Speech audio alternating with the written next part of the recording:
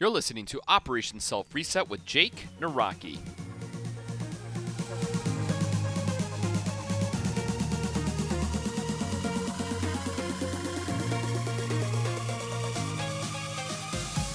What is going on, you freaking awesome people? Welcome back to Operation Self Reset. My name is Jake Naraki, coming to you live from Milwaukee, Wisconsin. Each and every week, we dive into personal development to help you, yes, you. Now, today is one of those days where, honestly, I really don't feel like doing a podcast. There are moments in your life and my life where you just don't want to do things. You don't have the energy. You don't have the pizzazz. You don't have the wow factor to get your booty in the seat to do whatever it is that you need to do. But like I say, you cannot allow your emotions dictate the way that you show up. And because emotions basically run our lives, and we think, well, I don't feel like doing something. I don't feel like going here. I don't feel like going there. I don't feel like saying hi or replying back to that email. I don't feel that I need to do this right this minute. But again, feeling is an emotion. Emotions do not dictate what needs to be done in her own personal life. And even by me just saying that is a reminder to myself that when I don't feel like doing something, can hopefully spark a little wow factor. So that's my little motivational minute before we get started. Once again, I appreciate you guys for tuning in. If this is your first time, great to have you guys back. If this is new, hopefully this hits home for you. Now, as of late, I have been trying to do shorter podcasts. I think there is a lot of good pizzazz and punch when it comes to a short podcast. If you guys like the format, great. If you don't, well, I apologize for the inconvenience of not filling up your total commute time in the morning or total time to be loading or unloading the dishwasher, what have you. So with that being said, let's dive into the topic. So today we're going to be talking about the time that it takes.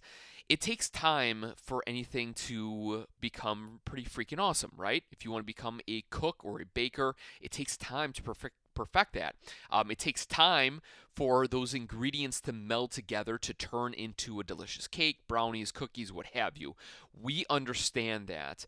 But unfortunately, when it comes to the time that it takes to be what it is that you want to be or to do what needs to be done, we don't really like the long-term approach. We understand that it's needed. We understand that it's crucial. We understand that to be good at something, you need to invest, quote unquote, 10,000 hours or 10 years or 5 years or whatever it is to become a master or an expert at whatever craft that we're all going after. But unfortunately, in today's world, where we can get information and we can watch YouTube videos on 2 times speed, we can watch Netflix movies on 2 times speed.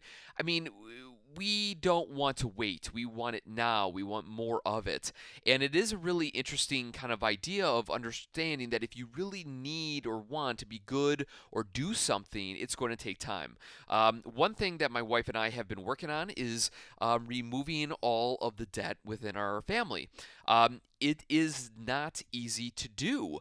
It takes time because unfortunately there is not money coming into the home every single day that I can just throw at our debt, right? It takes 2 weeks for us to get paid. Then we take that money, it pays off our debt. Unfortunately, we got to wait another 2 weeks to take a chunk of that money to pay off our debt because, like you, there are general expenses food, shelter, gas, all that jazz. So it is a unique process and it takes time. And to bring that home to you, here are a couple examples. Back in 1714, they needed to figure out how to enhance the clock system. Each day back during the 1700s, there on the clocks they would lose between a minute to 3 minutes per day, and that was a big deal because ships was a main kind of big way to transport goods and services and whatnot. And the only way to sail the ship at that time was to use time to figure out their longitude or their latitude, well, whatever one it was, to figure out how far away or how close they are to reefs or land or what have you. And so, by having it off, even by 30 seconds, was epic failure, right? They crashed into things, all that jazz. And so England had a big contest, $5 million to the person that could figure out how to get the best clock, to the clock that could truly keep the most accurate time. The person that received that money, it took him 19 years. And for the first 4 years, he just thought about the problem. He thought about what needs to be done to solidify a time structure that can absolutely be perfect. And his first design, it took him 5 years. His second design, it took him 5 years. His third design, it took him like 4.5 years.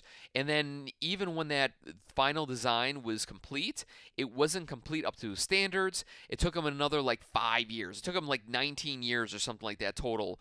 To figure out how to get the time schedule down so precise that he felt comfortable and he won the contest.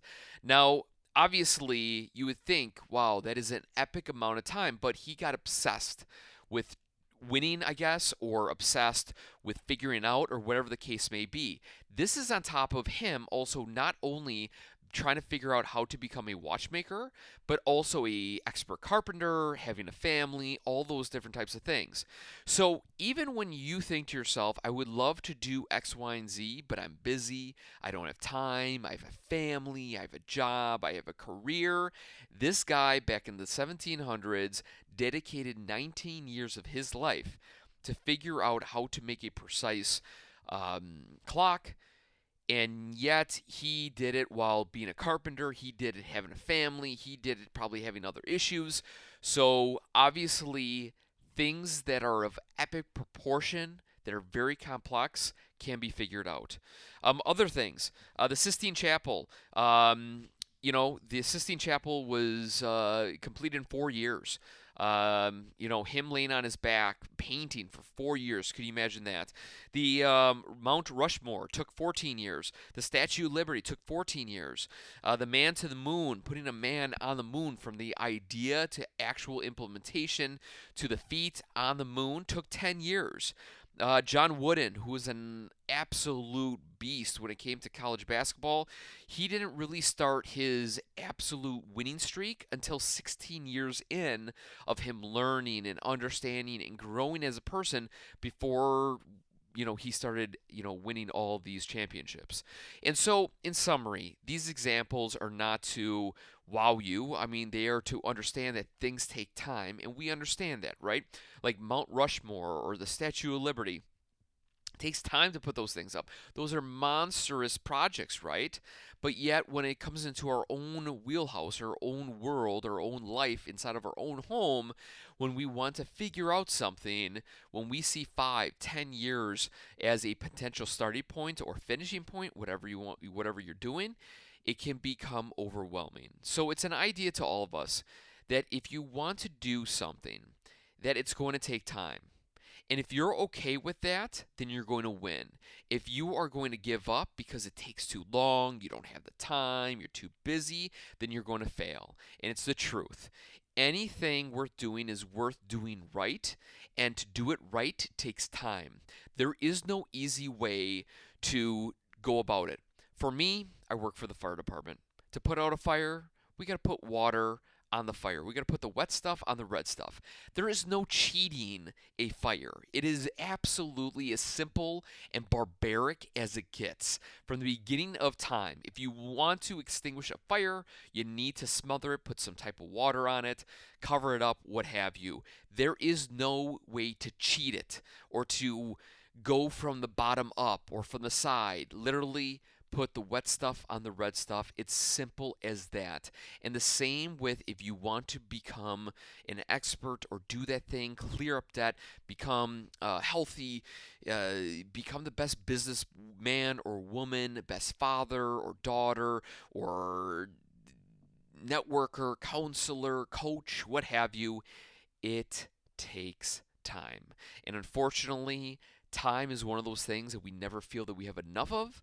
But if you're willing to understand that the process is going to take time, yes, I'm talking to you through this microphone, you will win. It's 100%.